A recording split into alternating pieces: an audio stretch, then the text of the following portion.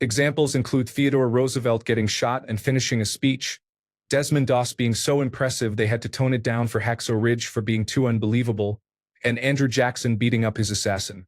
Anything cool about anybody brave or impressive? I want to come home from work and learn something interesting. Story 1. Joe Medicine Crow, the last Crow war chief and World War II veteran, wore his war paint into battle. He completed all 4 tasks required to become a war chief: touching an enemy without killing him, counting coup; taking an enemy's weapon, leading a successful war party, and stealing an enemy's horse. He led a successful war party and stole 50 horses owned by the Waffen-SS from a German camp. He disarmed and captured a young German soldier after turning a corner in a battle. Story 2. I can't remember his name, but during Market Garden, a British officer would casually stroll unprotected alongside his tank columns. One day, he asked a tank commander what was holding the column up. As the tank commander was explaining that they suspected a sniper was operating in the area and his superior should be somewhere safe, his face appeared to explode in a shower of shrapnel and blood. After quickly discovering he had not been hit but his tank hatch had, he peeked back out of his tank to see his superior casually cleaning his pipe and knuckles. He said, to nobody in particular, "That's the thing with snipers. He had all of me to shoot at, but he took a pop at your head instead." Story 3. Robert Smalls was an enslaved man who often worked on ships while enslaved. During the United States Civil War, he and several other enslaved people took control of a Confederate ship and sailed it out of Charleston. He had to navigate through Confederate lines, risking severe consequences if captured. Then, he sailed through the Union blockade aboard the enemy ship. Upon reaching the Union Navy, they commissioned him and gave him command of the ship. After the war, he was elected to the United States Congress. Story 4. Mad Jack Churchill charged into battle during World War II with a longbow, sword, and bagpipes. He is credited with the only known kill of World War II by longbow. Story 5. Chesty Puller. All right, they are on our left, they are on our right, they are in front of us, they are behind us. They cannot get away this time. Great. Now we can shoot those bastards from every direction. Story 6. Sean Connery beating up the gangster who was the angry ex-boyfriend of his current girlfriend when he turned up on the set of From Russia with Love to harass her. Story 7. Virginia Hall, also known as the Limping Lady, was considered the most dangerous of the Allied spies by the Nazi secret police. Her story is remarkable. She would arrange for prostitutes with sexually transmitted diseases to sleep with prominent Nazi officers. That was actual biological warfare. Story 8. John Paul Jones, the grandfather of the American Navy. He helped many American prisoners escape a labor camp in Nova Scotia during the Revolutionary War. Then he sailed to England and Ireland, attacking English merchant ships and civilian coastal settlements, essentially becoming an American pirate. Story 9. I'm going to deviate from the normal definition of badass a little and say Dwight D. Eisenhower disciplining George S. Patton for slapping a soldier. If you think of the historical moment, it took some real moral courage and rigid devotion to principles to take one of your most successful and high-profile generals off the line in the middle of the climax of the war for something inconsequential. Not insignificant in a moral sense, but inconsequential in the sense that it did not affect the war and the victim was not even physically harmed. More than once in his career, Eisenhower displayed that he stood for something greater than himself, as a general and as a president. He does not get nearly enough credit for his actions on civil rights either. Story 10. Leo Major single-handedly liberated the town of Zwolle after his friend was killed during a reconnaissance mission. Story 11. Galvarino was a native Mexican fighting against the Spanish conquerors. He was captured and had both hands cut off as punishment. They sent him back to his tribe as a warning. Instead, he rallied the tribe, strapped knives to his wrist stumps, and went back out to fight again. This was an incredible act of bravery in the face of an overwhelming enemy. Story 12. Canadian Leo Major who liberated a Dutch city by himself. On the evening of April 14, 1945, Major was still recovering from a severe back injury after capturing 93 German soldiers and surviving a landmine explosion during the Battle of the Scheldt. He had also adapted to wearing an eye patch on his left eye, which was damaged when a German soldier threw a phosphorus grenade at his head. That night, he and his friend Corporal Wilfred Arsenault set out towards Wola on a reconnaissance mission for the Allies' planned attack the next morning. The two snipers from the Regiment de la Chaudière were tasked with gauging the size of the German garrison and delivering word to the Dutch resistance fighters. When Arsenault was killed by machine gun fire outside the town, an enraged and fearless major spent the rest of the night avenging his death. He took Arsenault's guns and ammunition and stormed into Zwolle alone. Major ran through the town firing his machine gun and throwing grenades, which confused the Germans into thinking he was multiple men. With the help of some underground resistance fighters he met, he took dozens of prisoners and set the Gestapo headquarters on fire. When the Allies arrived at dawn, the Germans were gone and Zwolle's 50,000 citizens, held hostage for nearly 5 years of Nazi occupation, were free. Story 13. Captain Eric Moody. After all 4 of his engines stopped, he informed his passengers, "Ladies and gentlemen, this is your captain speaking. We have a small problem. All 4 engines have stopped. We are doing our best to get them going again. I trust you are not in too much distress." He then managed to land his Boeing 747 without any issues at all, despite his windows being completely invisible. Story 14. A Viking, whose name is sadly forgotten, held the narrow Stamford Bridge against an English army in 1066 until a sneaky Englishman floated below the bridge and stabbed him in the testicles with a spear. Story 15. Admiral Willis Ching Lee won 5 gold, 1 silver, and 1 bronze medal in the 1920 Olympics as a sharpshooter. He was also the United States Navy's foremost gunnery expert during World War II and made the battleship Washington into an Olympic-grade sharpshooter, much to the chagrin of the Imperial Japanese Navy's Kirishima. Story 16. I'll shift toward highlighting a remarkable woman, Clara Barton. She ran military hospitals during the Civil War. After the war, she became the first woman to head a United States government agency. She led the agency in Washington, D.C., that helped displaced persons due to the war. Later, she traveled abroad and observed how the International Red Cross operated. Upon returning to the United States, she founded the American Red Cross. Her grave marker is a cross made of red granite. Story 17. Iqbal Masih was a Pakistani boy sold into debt slavery to a carpet factory. He escaped the factory, was turned back in by police, escaped again, and became an activist who helped liberate over 3,000 enslaved children in Pakistan. He was eventually murdered because of the impact he was having on the profits of Pakistani companies using slave labor. He was 12 years old when he died. Story 18. Dirk Vlug displayed conspicuous gallantry and intrepidity above and beyond the call of duty when an American roadblock on the Ormoc Road was attacked by a group of enemy tanks. He left his covered position and, with a rocket launcher and 6 rounds of ammunition, advanced. Alone under intense machine gun and 37mm fire. Loading single-handedly, he destroyed the first tank, killing its occupants with a single round. As the crew of the second tank started to dismount and attack him, he killed one of the enemy with his pistol, forcing the survivors to return to their vehicle, which he then destroyed with a second round. 3 more hostile tanks moved up the road, so he flanked the first and eliminated it, and then, despite a hail of enemy fire, pressed forward again to destroy another. With his last round of ammunition, he struck the remaining vehicle, causing it to crash down a steep embankment. Through his sustained heroism in the face of superior forces, Private First Class Vlug alone destroyed 5 enemy tanks and greatly facilitated successful accomplishment of his battalion's mission. Story 19. Lieutenant General Sir Adrian Paul Ghislain Carton de Wyatt was a British Army officer of Belgian and Irish descent. He served in the Boer War, the First World War, where he was awarded the Victoria Cross, and the Second World War. He was shot in the face, head, stomach, ankle, leg, hip, and ear. He was also blinded. In his left eye, survived 2 plane crashes, tunneled out of a prisoner of war camp, and tore off his own severely injured fingers when a doctor declined to amputate them. Describing his experiences in the First World War, he wrote, "Frankly, I had enjoyed the war, and why do people want peace if the war is so much fun?"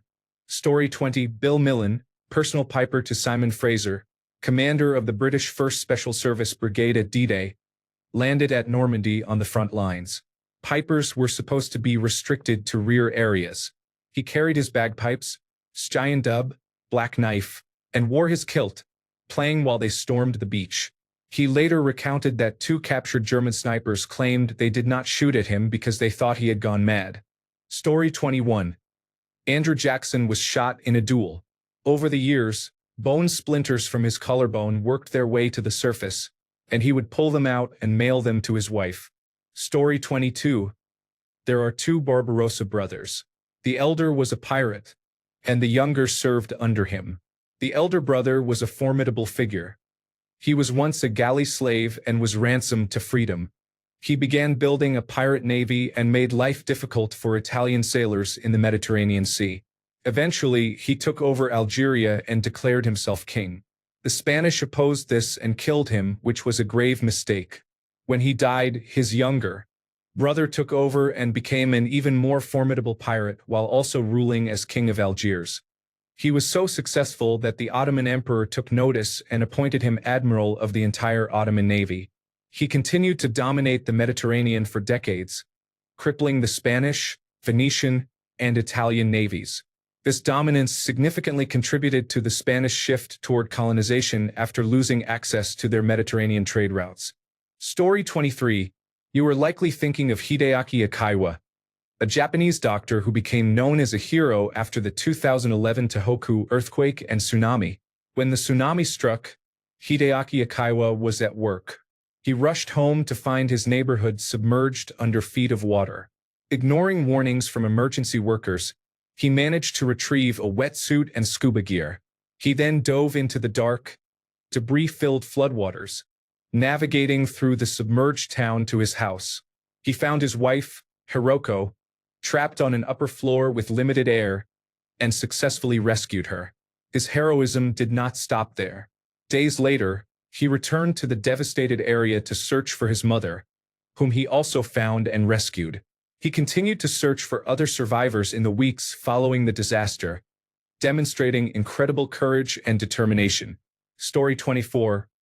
How about Sacagawea showing Lewis and Clark how to navigate the Pacific Northwest while carrying a young child? Story 25. Audie Leon Murphy, June 20th, 1925 to May 28th, 1971, was an American soldier, actor, and songwriter.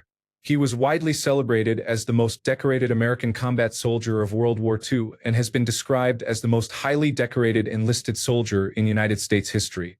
He received every military combat award for valor available from the United States Army, as well as French and Belgian awards for heroism. Murphy received the Medal of Honor for valor demonstrated at age 19 by single-handedly holding off a company of German soldiers for an hour at the Colmar Pocket in France in January 1945, before leading a successful counterattack while wounded. The movies made about his true exploits had to be toned down because the level of heroism was considered unbelievable. Story 26. That one guy who brought a basket-hilted Scottish broadsword and longbow into World War II battlefields. Also, the movie about Admiral E has one major inaccuracy. They toned it down. In real life, he was truly the main character of his own story. Story 27. Jeeb is considered by many historians to be the greatest cavalry general of all time. He served under Genghis Khan. The two met after a battle between their tribes during which Jeeb shot Genghis Khan with an arrow. Genghis Khan asked who had shot his horse. Jeeb confessed and Genghis Khan took him under his wing, giving him his new name. Jeeb means arrow. Story 28. Napoleon Bonaparte went from untested and completely unremarkable to the summit of political power in France, and possibly the world itself, in less than 6 years. Story 29. Hannibal Barca crossed the Alps in winter to invade Rome from the north. He was from Carthage, which is in present-day Tunisia, Africa. Story 30. Hannibal did more than just walk elephants up and down a mountain range to invade Rome. He defeated them on their home turf by going through swamps, ambushing the Romans in lakes, and using the weather and terrain against them. He single-handedly put fear in the heart of the Romans, and their only answer was to avoid him at all costs. He was so powerful that the Romans allowed him to retire and live out the rest of his days in peace in Italy. Story 31. After the neighboring tribe killed her husband, they sent a delegation to propose a marriage and alliance. She buried the delegation alive. She then sent a message back telling the ruler to court her properly. He sent another delegation, and she trapped them in a bathhouse and burned them alive. Then she went on a brutal campaign against them. Story 32. Medal of Honor Citations. Sergeant Alvin York is recognized for single-handedly capturing 130 German soldiers. Story 33. I have always been fascinated by William Walker, the American mercenary who briefly ruled Nicaragua in the 1850s. Story 34. Mary Lou Whitney was a socialite who completely transformed Saratoga, New York, into the racing destination it is today. Her life story is fascinating, and she was absolutely remarkable. Story 35. Joshua Chamberlain from Gettysburg was actually shot multiple times. He could barely stand, but he took his sword and planted it into the ground to prevent retreat. He was even declared dead in a certain battle because his wounds were so severe but survived and came back to continue fighting. He was so brave that it is said he was present at Lee's surrender. Story 36. General Patton said we fought the wrong enemy in World War II and that we should have destroyed the Russians. Story 37. Leo Major, a Canadian soldier, also known as the Liberator of Zwolle, a significant Dutch town, at the end of World War II. He and another Canadian soldier, Mr. Arsenault, volunteered to scout the town in preparation for an artillery bombardment, mostly to avoid the town being heavily damaged. His colleague was killed, and Major proceeded to liberate the town by himself in one night. The battle is described as Leo Major and his colleague Arsenault against 1,000 German soldiers, with Leo Major emerging as the victor. The situation also involved local resistance and German forces retreating, but Leo Major's actions remain remarkable. Story 38. Witold Pilecki volunteered to get imprisoned in Auschwitz, built a resistance network inside, sent reports to the Allied forces, then escaped. Story 39. Army Master Sergeant Roy Benavidez stepped on a landmine in Vietnam and was told that he would never walk again. But through sheer determination, he did. He returned to Vietnam. At one point, a patrol of 12 men was surrounded by 1,000 North Vietnamese army soldiers. He jumped from at least 30 feet from a helicopter to help them and put himself in harm's way numerous times. After the battle was over, a doctor came and examined him but believed Benavidez was dead. The doctor was about to zip up the body bag when Benavidez managed to spit in his face to show that he was alive. Benavidez had a total of 37 separate bullet, bayonet, and shrapnel wounds from the 6-hour fight with the enemy battalion. Story 40. Smedley Butler has a large Marine Corps base named after him in Okinawa. He received the Medal of Honor twice. He was approached by several business leaders who had the idea that they would support him if he led a coup against Franklin D. Roosevelt and installed himself as dictator. This plan was called the business plot. He exposed them and testified before Congress about it. Then he wrote a notable piece called War is a Racket, exposing the looming threat of the military-industrial complex and its effect on democracy. Story 41. Julius Caesar, known as the first emperor, preferred to be a passive partner.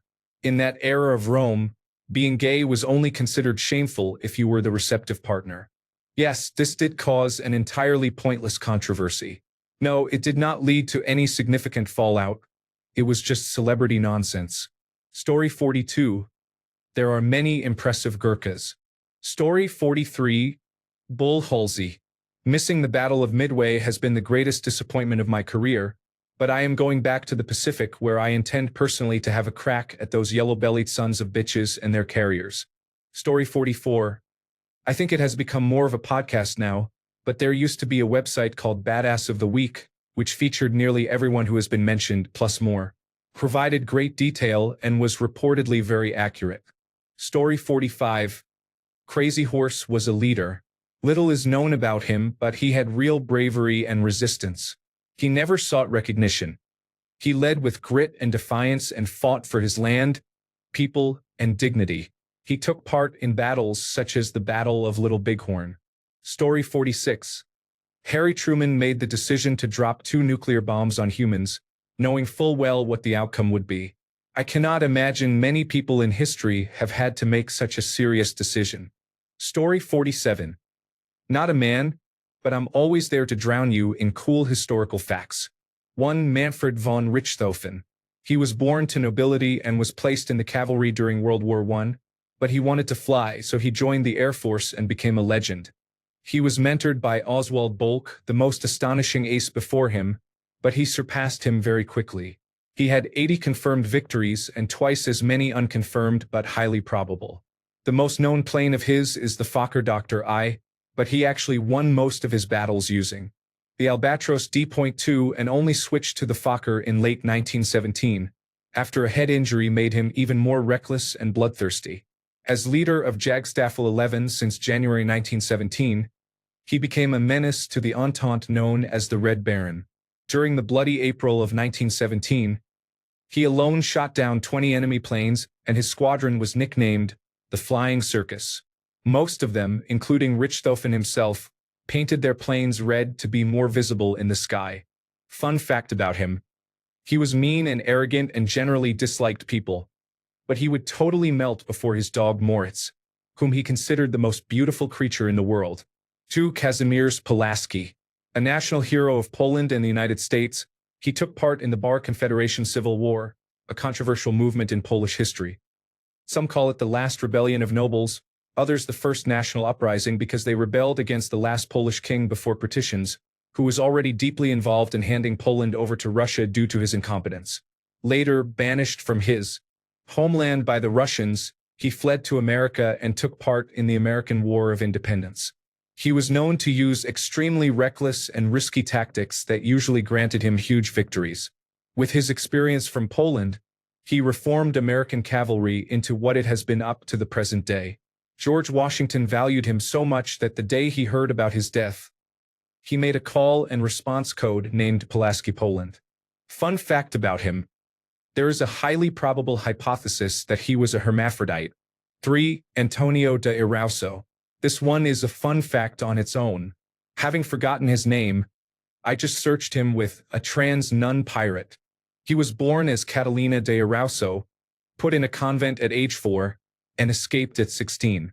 He assumed a male identity and began a worldwide journey during which he was a king's secretary, sailor, soldier, war criminal who massacred Native Americans in South America, traitor, diplomat, bandit, smuggler, pirate, mule caravaner, and many other roles. He was banished and sentenced to prison many times, mostly for betting the wrong women or killing men over women, or over the slightest affront. When seriously threatened with the gallows, he asked for the church's protection, claimed he was a woman and a virgin, which was confirmed and resulted in him being sent back to Europe unharmed. There he made himself at home and claimed fame and admiration for his deeds. He was a brute and a villain without a doubt, but this is how you play patriarchy. Story 48. Cassius Marcellus Clay was a fervent abolitionist politician who built an anti-slavery printing press in the antebellum South with iron plating and a cannon. While giving an abolitionist speech, he was shot in the chest by an assassin. He then fought back using his Bowie knife, battling not only the assassin but also his 5 brothers. Clay was also the minister to Russia, where he negotiated the purchase of Alaska and persuaded Russia not to recognize or support the Confederacy during the Civil War. Story 49. I believe Saladin was one of the most impressive leaders in history. Not only was he an exceptional commander, but he was also a scholar, making him both intelligent and wise. His tolerance and character earned him respect from the Crusaders. If I could travel back in time, I would definitely want to meet him. Story 50. Benjamin Salomon was an American dentist assigned as a surgeon in the Pacific Theater during World War II. One day, as he was attending to his patients in a field hospital, the position was overrun by a Japanese banzai charge, part of one of the largest attacks by the Japanese during World War II in the Pacific. As Japanese soldiers stormed the surgical tent and began stabbing wounded, unarmed men in front of him, Benjamin took up arms against them long enough for the wounded and medical staff to flee the area. When American forces regained control of the area, They found Benjamin Salomon slain next to a machine gun, surrounded by about 100 dead Japanese soldiers. He was awarded the Medal of Honor in 2002. Story 51. I have 6 ancestors on my father's side of the family who received help from Al Capone's soup kitchen during the Great Depression. My family essentially received assistance from the organized crime group. Story 52. Cory Booker spoke for 25 straight hours against former President Donald Trump's policies. He should never be forgotten for this. Thanks a bunch for sticking around till the end of the video. Remember to subscribe, and until next time, stay awesome and goodbye.